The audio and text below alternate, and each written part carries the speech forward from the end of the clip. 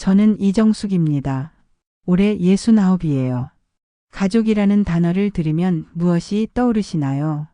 저는 늘 따뜻한 밥상, 도란도란 나누는 이야기, 서로를 향한 무조건적인 사랑. 그런 것들을 상상했어요.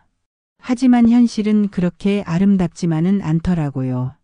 제게는 하나뿐인 아들 민준이가 있어요. 그리고 그 아들이 베트남에서 데려온 며느리 한소라와 제 눈에 넣어도 아프지 않을 손주 김현우까지. 겉으로 보기엔 완벽한 3대 가족이죠. 하지만 오늘 여러분께 들려드릴 이야기는 그 완벽해 보이던 가족이 어떻게 산산조각 났다가 다시 하나가 되었는지에 대한 진솔한 고백입니다. 그리고 그 모든 비극의 시작이 바로 저 자신이었다는 충격적인 진실에 관한 이야기예요. 믿기 어려우실 거예요. 저도 처음엔 믿을 수 없었거든요. 하지만 이것은 실제로 저희 가족에게 일어난 일이고 지금도 매일 겪고 있는 현실입니다. 지금부터 말씀드릴게요. 2년 전 가을이었어요. 아들 민준이가 베트남에서 데려온 새 가족을 처음 만났던 날이죠.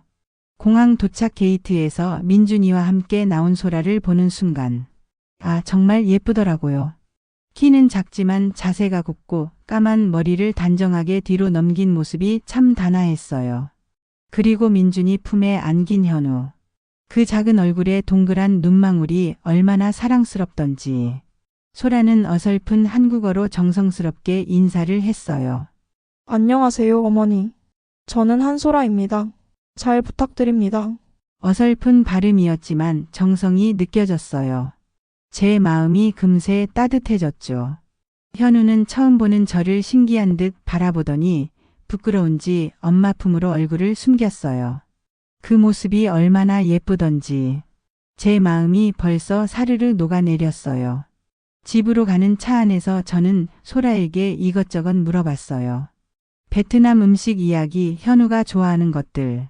소라는 제 질문 하나하나에 정성껏 대답해줬어요. 목소리도 차분하고 예의 바른 게 이런 며느리라면 정말 예쁘게 여길 수 있겠다 싶었죠. 처음 한 달은 정말 좋았어요. 소라는 매일 아침 일찍 일어나서 현우 이유식을 만들고 저와 민준이 아침밥도 차려줬어요. 김치찌개를 끓여주면서 조심스럽게 물어보던 소라의 모습이 기억나요. 어머니 맛이 어떤가요? 베트남에서 온 소라가 만든 김치찌개는 처음엔 좀 싱거웠어요. 아직 한국 입맛에 익숙하지 않아서겠죠. 하지만 며느리가 정성껏 끓여준 음식인데 어떻게 싫다고 할 수 있겠어요. 저는 맛있다고 칭찬해주며 다음엔 소금을 조금만 더 넣어보라고 조언했어요. 소라는 제 말에 환하게 웃으며 고개를 끄덕였어요. 그 모습이 참 예뻤죠. 현우도 할머니한테 금세 익숙해졌어요. 제가 부르면 까르르 웃으며 제게 기어왔고 제 무릎에 앉아서 깍꿍놀이를 하면 세상에서 가장 행복한 듯 웃어댔어요. 현우가 제 얼굴을 두 손으로 가렸다가 떼며 웃는 모습. 그럴 때면 제 마음이 완전히 녹아버렸어요. 저녁 시간엔 네 식구가 모두 거실에 앉아 TV를 보거나 이야기를 나눴어요. 민준이와 소라가 어떻게 만났는지, 현우는 언제 태어났는지, 그런 이야기들을 나누며 보낸 시간들이 참 따뜻했어요. 그때만 해도 저는 정말 행복했어요. 아들도 결혼해서 안정됐고 예쁜 며느리에 사랑스러운 손주까지. 뭐가 더 필요하겠어요? 그해 겨울 저는 아들 민준이에게 제안했어요. 전셋집 계약이 곧 끝나는데 우리 집으로 이사와서 함께 살면 어떨까 하고요. 집도 넓고 현우 키우는 데도 도움이 될 거라고 말이에요. 민준이는 잠깐 생각하더니 소라 의견도 들어봐야 한다고 했어요.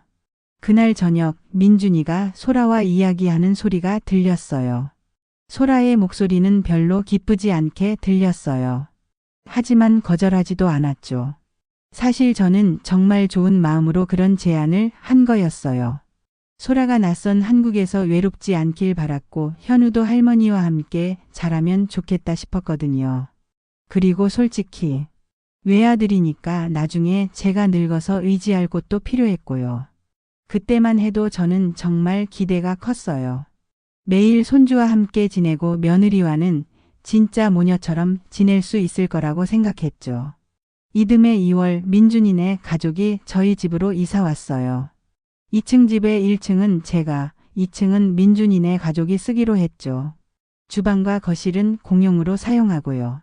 처음 일주일은 정말 좋았어요. 아침에 일어나면 현우가 계단을 터덜터덜 내려와서 제게 달려오고 소라는 아침밥을 준비하고 제가 상상했던 그런 따뜻한 가족의 모습이었죠. 현우는 제 품에 안기면서 까르르 웃었어요. 그럴 때면 하루의 피로가 다 사라지는 것 같았죠. 하지만 시간이 지나면서 작은 불편함들이 생기기 시작했어요. 먼저 생활 패턴이 달랐어요. 저는 아침 6시에 일어나는 게 습관인데 소라는 8시가 넘어서야 일어나더라고요. 그러니까 아침밥 시간이 맞지 않았죠. 그래서 저는 혼자 먼저 간단히 먹고 소라는 나중에 따로 먹는 경우가 많아졌어요. 그리고 집안일 분담도 애매했어요. 저는 오랫동안 혼자 살아서 제 방식대로 하는 게 익숙했는데 소라는 또 소라 나름대로의 방식이 있더라고요. 빨래를 언제 할지, 청소는 어떻게 할지. 이런 식으로 작은 마찰들이 하나둘씩 생겨나기 시작했어요. 그해 5월의 어느 화요일이었어요. 그날은 제가 다쳤던 날. 모든 게 바뀌기 시작한 날이죠. 동네 복지관에서 어르신들과 함께 효자놀이 연극을 하고 있었어요. 제가 며느리 역할을 맡았는데 무대에서 시어머니에게 절을 하는 장면이었죠. 무릎을 꿇고 절을 하려는 순간 발을 헛디뎠어요. 뚝 소리와 함께 저는 무대 위에 쓰러졌죠. 순간 온몸에 식은땀이 흘렀어요. 다리에서 뭔가 끊어지는 소리가 났거든요. 병원에 실려가서 MRI를 찍어보니 십자인대 파열에 연골 손상까지. 의사 선생님은 수술을 해야 하고 수술 후 최소 3개월은 절대 안정이 필요하다고 하셨어요. 민준이가 바로 달려왔어요. 그때 소라도 현우를 데리고 병원에 왔어요. 하지만 왠지 어색하더라고요. 현우를 꼭 안고 있으면서 저와는 눈을 잘 맞추지 않았어요. 그날부터 제 인생이 완전히 바뀌었어요. 수술을 받고 일주일 정도 입원했다가 집으로 돌아왔어요. 다리에 깁스를 하고 휠체어를 타야 하는 상황이었죠. 간병인을 쓰려고 했는데 하루에 12만 원이 넘더라고요. 제 연금으로는 감당하기 어려운 금액이었어요. 그래서 집에서 지내면서 회복해보기로 했죠. 가족이 있으니까 서로 도우며 지낼 수 있을 거라고 생각했거든요. 하지만 현실은 전혀 달랐어요. 휠체어 생활이라는 게 정말 힘들더라고요. 화장실 가는 것도 혼자서는 어렵고 씻는 것도 마찬가지. 모든 것에 다른 사람의 도움이 필요했어요. 그런데 소라는 제가 도움을 청해도 쉽게 나서지 않았어요. 물을 가져달라고 해도 10분이 지나도 나타나지 않더라고요. 한참 후에 가보니 현우와 함께 방에서 낮잠을 자고 있었어요. 처음엔 현우 돌보느라 힘들겠지 하고 이해하려고 했어요. 하지만 이런 일이 반복되니까 점점 서운한 마음이 들기 시작했죠. 그런 상황에서 제게 큰 힘이 된 건 딸 지혜였어요. 지혜는 임신 7개월이었는데도 대전에서 서울까지 매주 올라왔어요. 기차로 2시간이 넘는 거리인데도 말이에요. 와서는 제 머리를 감겨주고 등을 닦아주고 찌개도 끓여가고 정말 친딸다운 정성을 보였어요. 어느 날 지혜가 찌개를 끓여다 주면서 소라에게 말했어요. 엄마 혼자 계실 때 이 찌개로 이틀 정도는 드실 수 있을 거니까 밥만 해드리면 된다고요. 지혜는 소라에게 엄마가 아프시니까 우리가 좀 더 신경 써드려야 한다고, 특히 식사는 거르시면 안 된다고 당부했어요. 그때 소라는 지혜 말에 고개를 끄덕였어요. 하지만 지혜가 돌아가면 상황은 또 달라졌죠. 지혜가 찌개를 끓여다 준 다음 날이었어요. 아침을 거르고 점심시간이 됐는데 소라가 나타나지 않더라고요. 시계를 보니 12시가 넘었는데도 조용했어요. 배가 고픈데 혼자서는 밥을 해먹을 수도 없는 상황. 저는 조심스럽게 소라를 불렀어요. 한참 후에 소라가 졸린 눈으로 2층에서 내려왔어요. 점심시간인데 밥 좀 해줄 수 있을까 하고 부탁했더니 소라는 부엌에 가서 밥을 퍼주고는 찌개 그릇만 덜어주었어요. 그리고는 다시 위로 올라가 버렸어요. 저는 혼자 차가운 밥을 먹으며 생각했어요. 이게 맞나? 며느리가 시어머니 혼자 밥 먹게 두고 가는 게 맞나? 더 서운한 건 소라 자신도 밥을 먹지 않고 올라갔다는 거였어요. 저와 함께 먹기 싫어서 그런 건 아닐까? 그런 생각이 들기 시작했죠. 예전에는 현우가 자주 제게 와서 놀았는데 제가 다친 후로는 현우를 보기가 어려워졌어요. 현우가 어디 있는지 물어보면 낮잠 자고 있다고 하고 깨면 할머니한테 보내달라고 했지만 현우가 깨어도 제게 오지 않았어요. 소라가 현우를 데리고 바로 밖으로 나가버리거나 2층에서만 놀게 했거든요. 어느 날은 현우 웃음소리가 위층에서 들려와서 제가 힘들게 휠체어를 타고 올라갔어요. 현우는 저를 보고 환하게 웃었지만 소라가 얼른 현우를 안아들며 계단 오르내리시면 위험하다고 현우는 자기가 데리고 내려가겠다고 했어요. 거실에서 잠깐 놀더니 곧 다시 위로 올라가 버렸어요. 제가 현우와 보내는 시간은 하루에 고작 10분 정도. 그것도 소라가 허락할 때만이었죠.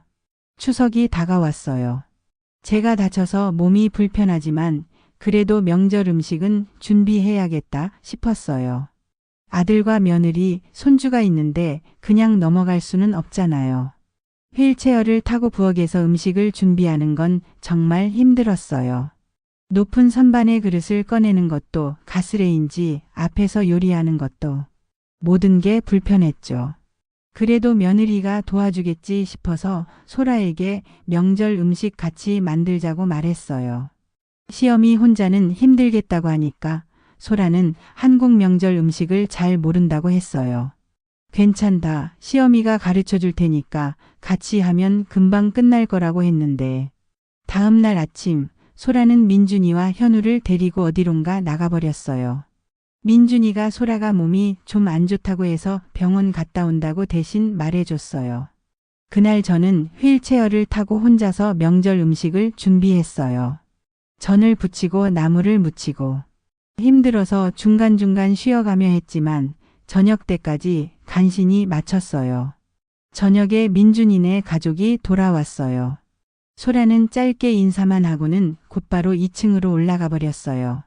명절 상차림을 보고도 미안하다거나 고맙다는 말 한마디 없었어요. 저는 그날 밤 잠을 이루지 못했어요. 내가 이렇게까지 해야 하나? 며느리가 아픈 건 이해하지만 그래도 명절인데 하는 생각에 눈물이 났어요. 시간이 지날수록 소라와의 관계는 더욱 어색해졌어요. 아침에 인사도 없고 밥 먹을 때도 각자 따로 먹고 마치 남남처럼 지내게 되었어요. 어느 날 저는 용기를 내어 소라에게 이야기해보자고 했어요. 소라는 거실 소파에 앉았지만 몸을 구부정하게 하고 바닥만 쳐다봤어요. 시어미가 뭔가 잘못한 게 있는지 요즘 너무 말이 없어서 궁금하다고 말했더니 소라는 한참을 망설이더니 작은 목소리로 말했어요. 자기가 실수할까봐 무섭다고 한국 생활도 어렵고 어머니께 폐를 끼칠까봐 걱정된다고요. 그때 저는 소라가 위축되어 있다는 걸 처음 깨달았어요. 저를 무시하거나 피하는 게 아니라 두려워하고 있었던 거죠. 그런 걱정하지 말고 시어미가 천천히 가르쳐 줄 테니까 진짜 가족처럼 지내자고 말했어요. 그날 이후 소라가 조금씩 변하는 것 같았어요. 아침 인사도 하고 가끔 차도 끓여다 주고. 하지만 여전히 어색한 기운은 남아 있었어요. 어느 날 저는 소라를 위해 특별한 걸 해주고 싶었어요. 소라가 고향을 그리워할 것 같아서 베트남 음식을 만들어 보기로 했죠. 인터넷에서 쌀국수 만드는 법을 찾아보고 휠체어를 타고 시장에 가서 재료를 사요. 아시아 식품점에서 쌀국수 면과 향신료도 구했고요. 하루 종일 걸려서 쌀국수를 끓였어요. 휠체어를 타고 요리하는 게 얼마나 힘든지. 하지만 소라가 기뻐할 생각에 열심히 했죠. 저녁에 소라를 불러서 시어미가 너 위해서 쌀국수 끓여봤다고 맛이 어떤지 먹어보라고 했어요. 소라는 깜짝 놀란 표정을 지었어요. 하루 종일 끓였다고 하니까 베트남 맛과 똑같지는 않겠지만 시어미의 정성만은 들어있다고 말했어요. 소라는 한 숟가락 떠서 먹어봤어요. 그런데 표정이 이상하더라고요.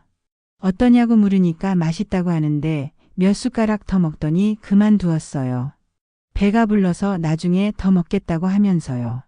그날 밤 저는 남은 쌀국수를 먹어봤어요. 그런데 정말 맛이 없더라고요. 간도 안 맞고 면도 퍼져 있고 제가 봐도 실패작이었어요. 소라가 억지로 맛있다고 했구나. 그 생각에 더 미안하고 서운했어요. 어느 날 밤 민준이가 제 방으로 와서 조심스럽게 말했어요. 소라가 요즘 많이 힘들어한다고 엄마를 모시는 게 부담스럽다는 게 아니라 자신이 잘 못해줘서 죄송하다고 한다는 거였어요. 한국 며느리들처럼 잘해드리지 못한다고 말이에요. 그리고 엄마가 다치신 후로 더 조심스러워한다고 혹시 실수해서 엄마를 화나게 할까 봐서라고 했어요. 민준이의 말을 듣고 보니 소라의 행동이 조금 이해가 되었어요. 소라가 저를 무시하는 게 아니라 오히려 너무 신경 써서 기가 죽어 있었던 거죠. 민준이는 소라에게 엄마는 무서운 분이 아니라 따뜻한 분이라고 실수해도 괜찮다고 말했다고 했어요. 하지만 소라는 여전히 긴장하고 있다고요. 그때 저는 깨달았어요. 제가 소라에게 서운한 마음을 가진 만큼 소라도 저에 대한 두려운 마음이 있었다는 걸요. 그러던 어느 날 결국 제 화가 폭발하고 말았어요. 아침에 일어나서 거실로 나왔는데 어젯밤에 사용한 그릇들이 싱크대에 그대로 있더라고요. 소라가 설거지를 하지 않고 잔 거였어요. 평소 같으면 그냥 넘어갔을 텐데 그날은 왠지 모르게 화가 치밀어 올랐어요. 소라를 불러서 어젯밤에 설거지 안 하고 잤냐고 물었더니 소라는 현우가 자꾸 깨서 그랬다고 했어요. 그때 저는 참았던 말들이 터져 나왔어요. 현우가 깬다고 설거지를 안 해도 되냐고 나는 다리 아픈데 혼자 다 해야 하냐고 소리쳤어요.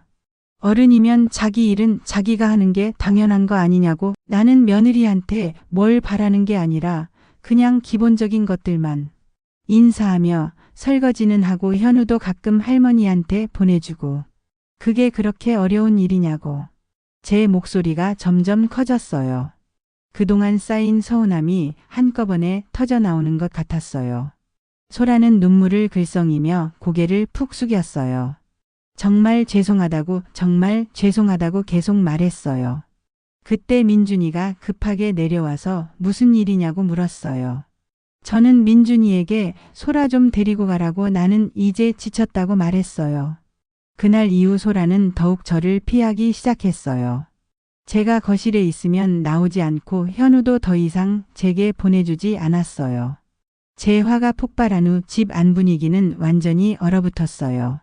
소라는 아예 제 앞에 나타나지 않았어요. 식사도 따로 하고 인사도 없고 마치 저를 투명인간 취급하는 것 같았어요. 현우도 마찬가지였어요.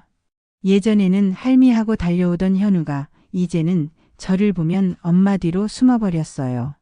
현우를 불러도 고개를 돌리지 않았고 소라가 현우를 얼른 데리고 2층으로 올라가 버렸죠. 그날 밤 저는 혼자 거실에 앉아 눈물을 흘렸어요. 내가 너무 심하게 했나. 하지만 내 마음도 서운했는데 복잡한 감정들이 마음속에서 뒤엉켰어요. 며칠이 지나도 상황은 나아지지 않았어요.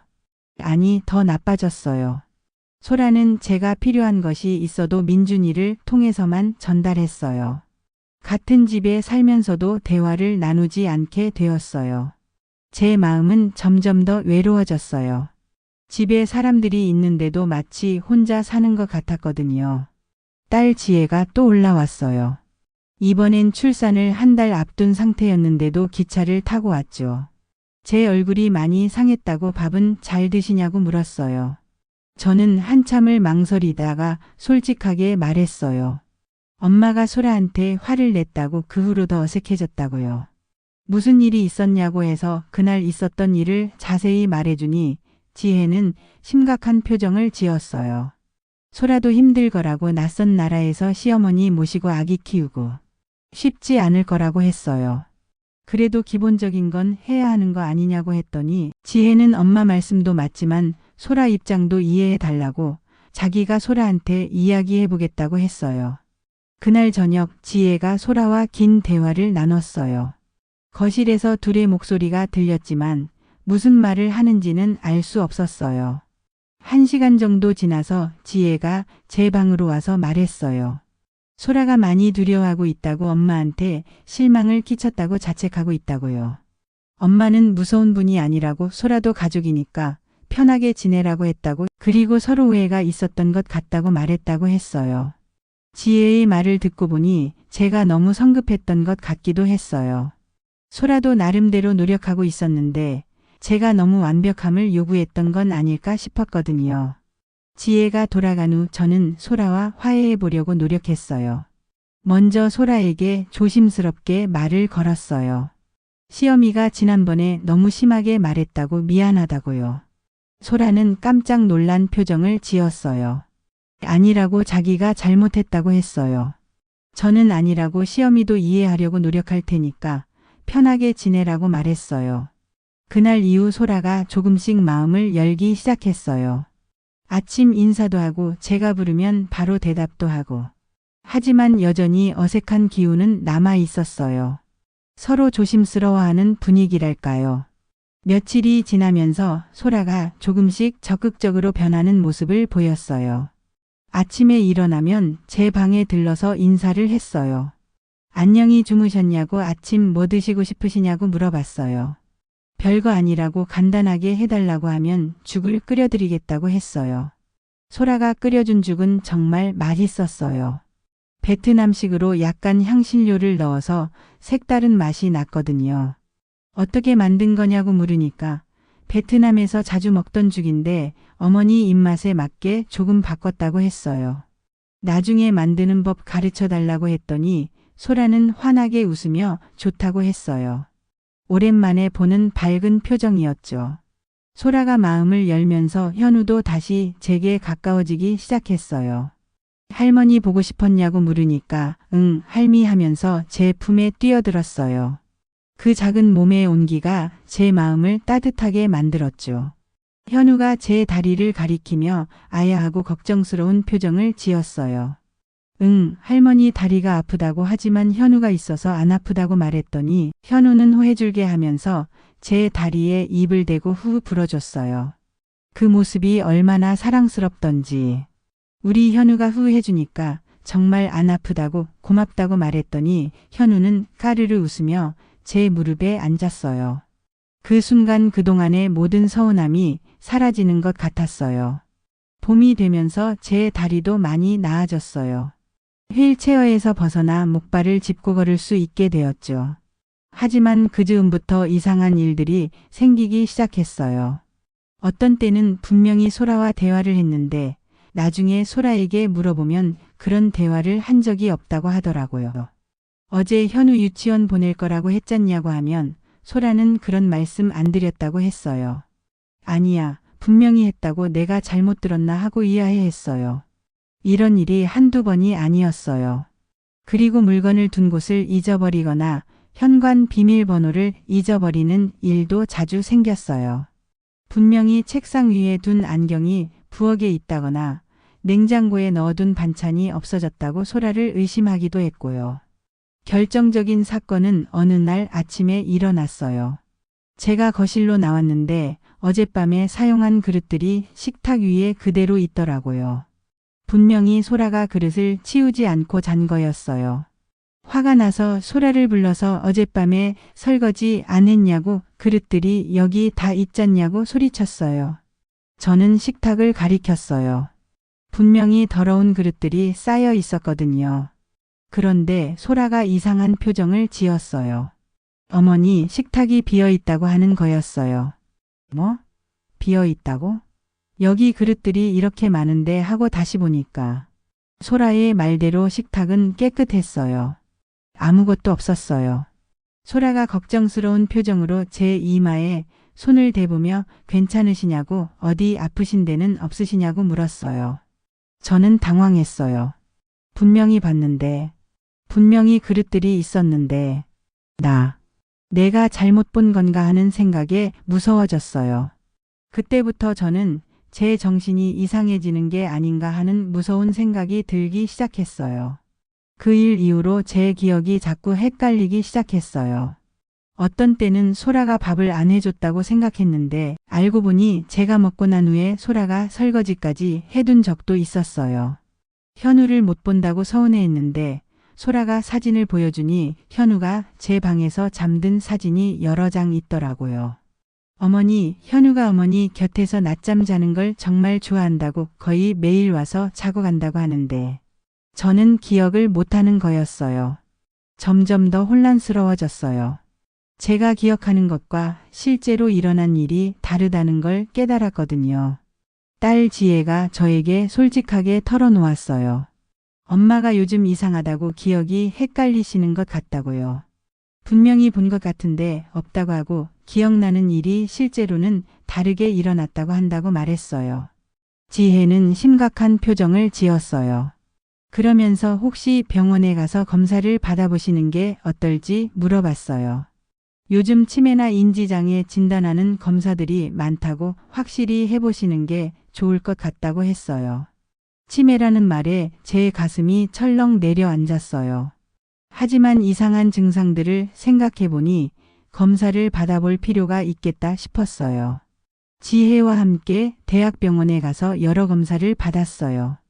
MRI도 찍고 인지능력 검사도 하고 일주일 후에 결과가 나왔어요. 의사 선생님이 말씀하시길 경도인지장애 진단이 나왔다고 치매 초기 단계라고 보시면 된다고 하셨어요. 하지만 초기 단계이고 적절한 치료를 받으시면 진행을 늦출 수 있다고 약물 치료와 함께 인지재활 치료를 병행하시면 많이 호전될 수 있다고 했어요. 옆에 있던 지혜가 제 손을 꼭 잡으며 괜찮아. 엄마 요즘은 치료법이 많이 발달해서 금방 나을 수 있을 거야. 라고 말했어요. 집으로 돌아오는 길에 저는 많은 생각을 했어요. 그럼 그동안 소라한테 서운했던 일들이 다 제 잘못된 기억 때문이었던 건가 하는 생각이 들었어요. 그날 밤 저는 그동안 있었던 일들을 다시 생각해 봤어요. 소라가 밥을 안 해줬다고 생각했던 것들. 알고 보니 소라는 매일 밥을 차려줬고 제가 기억하지 못했던 것 같았어요. 현우를 못 본다고 서운해했던 것도. 소라가 보여준 사진들을 보니 현우는 거의 매일 제 곁에 와서 놀았더라고요. 명절에 소라가 도와주지 않았다고 원망했던 것도. 민준이에게 물어보니 소라는 제가 잠든 새벽에 와서 음식 준비를 도왔다고 하더라고요. 아, 내가 다 잘못 기억하고 있었구나. 그 깨달음에 제 마음은 무너져 내렸어요. 그동안 소라에게 얼마나 서운해했는지, 얼마나 차갑게 대했는지. 다음 날 아침 저는 용기를 내어 소라에게 말했어요. 시어미가 너한테 할 말이 있다고요. 소라는 여전히 조심스러운 표정이었어요. 소라야, 이 시애미가 미안하다. 소라의 눈이 커졌어요. 시애미가 치매 초기라서 그동안 기억을 잘못하고 너한테 서운해했던 것 같다고 너는 정말 잘해줬는데 시애미가 제대로 기억하지 못했던 거라고 정말 미안하다고 말했어요. 그때 소라의 눈에서 눈물이 떨어졌어요. 자기도 미안하다고 제가 더 잘해드렸어야 했는데 하고 말했어요. 아니라고 너는 잘못한 게 없다고 모든 게 할머니 잘못이라고 했어요. 우리는 서로 껴안고 울었어요. 그동안 쌓였던 오해와 서운함이 눈물과 함께 흘러내리는 것 같았어요.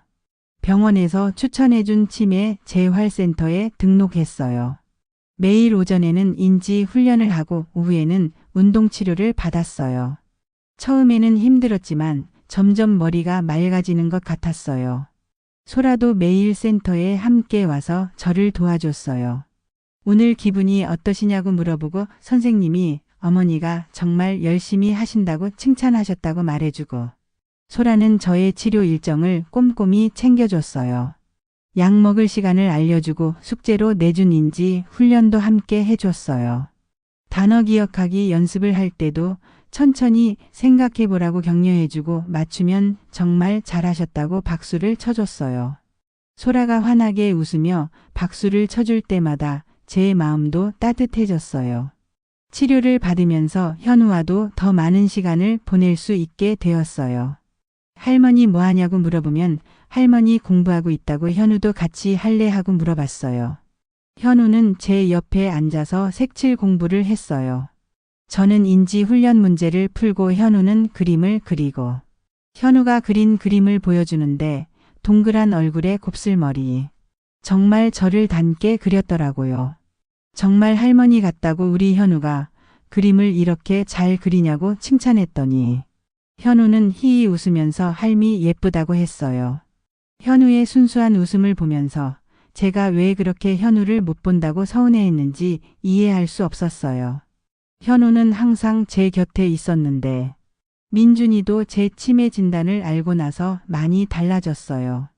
그동안 엄마 마음을 몰라서 죄송했다고 소라한테만 이해하라고 했지.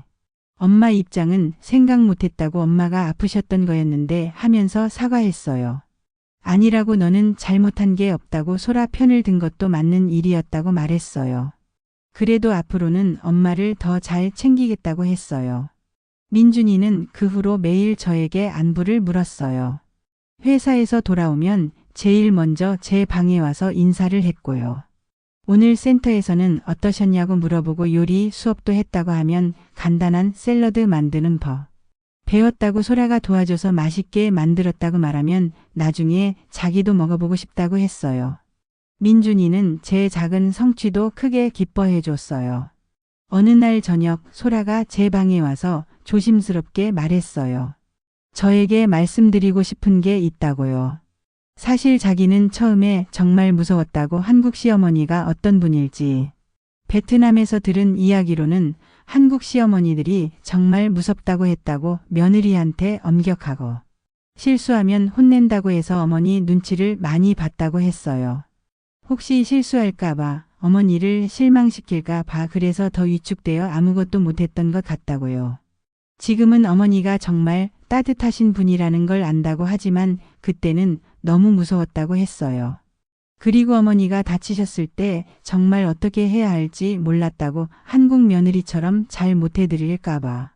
그래서 더 조심스러워했던 거라고 잘못하면 어떡하나 해서 차라리 멀리서 지켜만 봤다고. 소라의 말을 듣고 나니 그동안의 모든 오해가 풀렸어요. 소라는 저를 무시한 게 아니라 너무 신경 써서 아무것도 하지 못했던 거였어요. 치료를 받은 지 3개월이 지났을 때쯤 저는 소라에게 제안했어요. 이 시어미가 베트남 음식 배우고 싶다고 가르쳐 줄래 하고요. 소라는 정말이냐고 자기는 한국 음식 더 배우고 싶었다고 했어요. 그럼 서로 가르쳐 주자고 이 시어미는 한국 음식을, 소라는 베트남 음식을 각자 하자고 했어요. 그렇게 우리의 요리 교실이 시작되었어요. 소라가 쌀국수 만드는 법을 가르쳐 주면 저는 김치찌개 끓이는 법을 알려줬어요. 소라는 쌀국수 국물은 이렇게 우려야 한다고 뼈를 오래 끓여서 하는 거라며 곰탕 끓이는 것과 비슷하다고 하면 저도 김치찌개는 김치가 중요하다고 신김치를 써야 맛있다고 가르쳐 줬어요. 현우도 우리 요리 교실에 참여했어요. 나도 할래 하고 와서 이거 섞어보라고 하면 엄마보다 잘한다고 자랑했어요. 이렇게 셋이 함께 요리를 하는 시간이 정말 행복했어요. 어느 날 소라가 베트남에 있는 저희 부모님과 화상통화 해보실래요 하고 물어봤어요. 내가 베트남 말을 못하는데 하니까 괜찮다고 제가 통역해드리겠다고 했어요. 그날 저녁 소라의 부모님과 화상통화를 했어요. 신짜오꼬 하고 인사하시니까 저도 안녕하세요 하고 인사했어요. 소라가 통역해줬어요. 저희 어머니가 어머님께 인사드린다고 소라를 잘 돌봐주셔서 고맙다고 하신다고요. 아이고 뭘. 소라가 오히려 나를 잘 돌봐주고 있다고 말했어요. 소라가 베트남어로 통역해주니 소라 어머니가 환하게 웃으셨어요. 그 후로 가끔씩 화상통화를 하게 되었어요. 말은 통하지 않아도 서로의 마음은 통하는 것 같았어요. 우리 가족만의 새로운 전통들이 생겨나기 시작했어요. 매주 일요일에는 함께 요리하는 날로 정했어요. 한국 음식과 베트남 음식을 번갈아 가며 만들었죠. 오늘은 뭐 만들까 하면 어머니, 오늘은 반쌈 만들어야 하고 현우가 좋아한다고 했어요. 반쌈이 뭐냐고 물으니까 베트남 부침개 요리라고요. 새우랑 돼지고기 넣고 쌀종이에 싸서 부쳐 먹는 거라고 재미있겠다고 했어요. 이렇게 새로운 음식을 배우는 재미도 있었지만 무엇보다 함께 하는 시간이 소중했어요. 현우는 이제 한국어와 베트남어를 모두 잘했어요. 할미, 이거 베트남 말로 뭐야 하고 물어보면 할머니도 모른다고 엄마한테 물어보라고 했어요. 엄마, 할미가 베트남 말로 뭐야 하니까 바느고이야 현우야 하고 가르쳐주면 바느고이, 할미는 바느고이 하면서 베트남어로 저를 불렀어요. 현우가 베트남어로 저를 부르면 정말 신기했어요. 그리고 소라도 한국어가 많이 늘었어요. 어머니, 오늘 날씨가 정말 좋죠? 현우랑 공원에 갔다 왔어요 하면 그래? 현우가 좋아했겠다고 했더니 네, 그네도 타고 미끄럼틀도 타고 정말 신나했어요 하고 자연스럽게 대화했어요. 소라의 한국어가 자연스러워질수록 우리의 대화도 더 깊어졌어요. 치료를 시작한 지 1년이 지났어요. 의사 선생님은 제 상태가 많이 좋아졌다고 하셨어요. 인지 능력이 많이 개선되었다고 가족분들의 도움이 컸을 거라고 하셨어요. 네, 며느리가 정말 잘 도와줬다고 말했더니 집으로 돌아와서 소라에게 의사 선생님이 너 덕분에 많이 좋아졌다고 하시네 하고 말했어요. 소라는 어머니께서 워낙 열심히 하셔서 자기는 그냥 옆에서 도운 것뿐이라고 했어요. 아니라고 내가 없었으면 할머니 어떻게 됐을지 모른다고 말했더니 소라는 수줍게 웃으면서 어머니가 제 어머니 같다고 정말로 그렇다고 했어요. 그 말에 제 마음이 뭉클했어요. 현우의 5번째 생일이었어요. 생일 선물로 뭘 받고 싶냐고 물으니까 할미랑 엄마랑 아빠랑 같이 케이크 먹고 싶어 하더라고요. 그래? 그럼 할머니가 맛있는 케이크 사줄게 했더니 와, 고마워 할미 하고 좋아했어요. 생일 당일 우리는 정말 행복한 시간을 보냈어요. 소라가 만든 베트남식 생일국수와 제가 준비한 미역국, 그리고 큰 생일 케이크. 현우야, 소원 빌어봐 하니까 할미 아프지 말고 엄마 아빠 행복하고 나도 건강하게 자라기 하고 말했어요. 현우의 순수한 소원을 들으며 우리 모두 눈물을 글썽였어요. 어느 날 소라가 어머니, 저 한국 전통 음식을 더 배우고 싶어요. 하고 말했어요. 나중에 현우한테 해주고 싶어서라고 하네요. 어떤 음식이냐고 물으니까 불고기랑 잡채랑 김치도요 하더라고요. 그래? 이 시어미가 다 가르쳐 줄게 했더니 그날부터 소라의 한국 요리 특훈이 시작되었어요. 불고기는 고기를 이렇게 재워야 한다고 배즙을 넣으면 고기가 부드러워진다고 가르쳐 주니까 네 어머니 이렇게요 하고 열심히 따라했어요. 맞다고 소라가 정말 금손이라고 칭찬했어요. 소라는 정말 열심히 배웠어요. 메모도 하고 사진도 찍어가며 치료를 시작한 지 2년이 지났을 때 저는 확신했어요. 우리는 이제 진짜 가족이 되었다는 걸요. 소라는 더 이상 조심스러워하지 않았어요. 제게 편하게 이야기하고 농담도 하고 때로는 투정까지 부렸어요. 어머니, 오늘 현우가 너무 말썽이에요. 하고 장난감 정리하라고 해도 안 한다고 하소연했어요. 그래? 할미가 현우한테 말해볼게 하고 현우야, 엄마 말 안 들으면 안 되지? 했더니 할미 정리하기 싫어. 하더라고요. 그럼 할머니랑 같이 하자고 누가 더 빨리 정리하나 시합해볼까 했더니 좋아. 내가 이길 거야. 하고 신나했어요. 이런 일상적인 모습들이 정말 소중했어요. 지금 저는 71살이에요. 치매 진단을 받은 지 3년이 지났지만 꾸준한 치료와 가족의 사랑 덕분에 많이 좋아졌어요. 소라는 이제 완전히 제 딸이 되었어요. 아침에 일어나면 제일 먼저 제게 와서 인사하고 저녁에는 하루 있었던 일들을 도란도란 이야기해줘요. 어머니, 오늘 현우가 유치원에서 상 받았어요. 하면 정말? 무슨 상? 하고 물어보고 그림 그리기 상이요. 가족 그림을 그렸는데 할머니도 그렸대요. 하면 우리 현우가 할머니를 그렸다고? 어디 보자. 하고 기뻐했어요. 현우의 그림을 보니 4명이 손을 잡고 웃고 있는 모습이 그려져 있더라고요. 아빠, 엄마, 할머니 그리고 자기까지. 현우야, 이 그림 정말 예쁘다. 할머니가 액자에 넣어서 걸어둘게 했더니 좋아. 할미 최고. 하고 좋아했어요. 현우는 이제 7살이 되었어요. 한국어도 베트남어도 잘하고 할머니를 너무나 사랑하는 예쁜 아이로 자랐어요. 민준이도 많이 달라졌어요. 예전에는 일 때문에 바빠서 가족과 시간을 많이 못 보냈는데 제 치매 진단 후로는 가족과의 시간을 더 소중히 여기게 되었어요. 엄마, 이번 주말에 다 같이 놀이공원 갈까요? 하면 놀이공원? 할머니가 갈 수 있을까? 하니까. 엄마도 탈 수 있는 놀이기구들 많다고 현우도 좋아할 거라고 했어요. 그렇게 우리는 가족 나들이도 자주 가게 되었어요. 소라의 부모님도 작년에 한국에 오셔서 한 달 동안 지내셨어요. 말은 통하지 않았지만 마음은 충분히 통했어요. 어머니, 저희 어머니가 한국 음식 정말 맛있다고 하세요 하고 소라가 전해주면 특히 어머니가 끓여주신 미역국을 정말 좋아하셨다고 했어요. 그래? 다음에 또 오시면 더 맛있는 것들 많이 해드려야겠네 하고 말했어요. 이제 우리 집은 정말 다문화 가족이 되었어요. 한국 음식과 베트남 음식이 함께 있고 한국어와 베트남어가 함께 들리고. 그런데 이 모든 게 자연스럽고 따뜻해요. 가끔 제가 기억을 잃어버릴 때도 있어요. 하지만 그럴 때마다 소라와 현우, 민준이가 제게 다시 기억을 찾아줘요. 어머니 기억나세요? 작년에 현우랑 같이 만든 김치예요 하면 아 맞다. 현우가 배추를 너무 많이 넣어서 웃었었지? 하고 기억이 나곤 해요. 맞아요.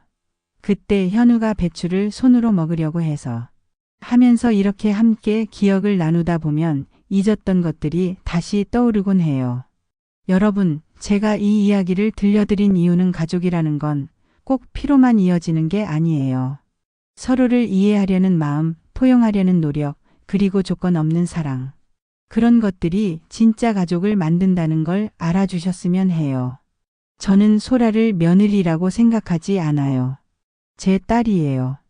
피는 나누지 않았지만 마음과 생각을 나눈 진짜 딸이에요. 현우는 제 손주지만 동시에 한국과 베트남을 이어주는 작은 다리이기도 해요. 이 아이가 자라서 두 나라의 문화를 모두 이해하는 멋진 어른이 되었으면 좋겠어요. 그리고 치매라는 병도. 처음에는 절망적이었지만 지금 생각해보니 저희 가족에게는 오히려 축복이었을지도 몰라요. 이 병 때문에 우리는 서로를 더 깊이 이해하게 되었고 더 사랑하게 되었거든요. 지금 이 순간 거실에서는 현우가 베트남어로 노래를 부르고 있어요. 소라는 한국 드라마를 보면서 한국어 공부를 하고 있고 민준이는 현우와 함께 블록놀이를 하고 있어요. 저는 이 평범하지만 특별한 일상이 너무나 소중해요. 혹시 지금 가족과의 관계 때문에 힘들어 하시는 분들이 계시다면 조금만 더 인내하시고 이해하려고 노력해 보세요. 때로는 우리가 보는 것과 실제 상황이 다를 수도 있어요. 그리고 무엇보다 사랑한다는 말을 아끼지 마세요. 제가 소라에게 사랑한다고 말한 건 치매 진단을 받고 나서였어요. 그전에는 왜 그런 말을 하지 못했을까요? 소라야, 시어미가 너를 정말 사랑한다. 어머니. 저도 어머니를 정말 사랑해요. 이렇게 서로 사랑한다고 말할 수 있는 지금이 제 인생에서 가장 행복한 시간인 것 같아요. 이 봄날 우리 집 거실 창문 너머로 벚꽃이 피고 있어요.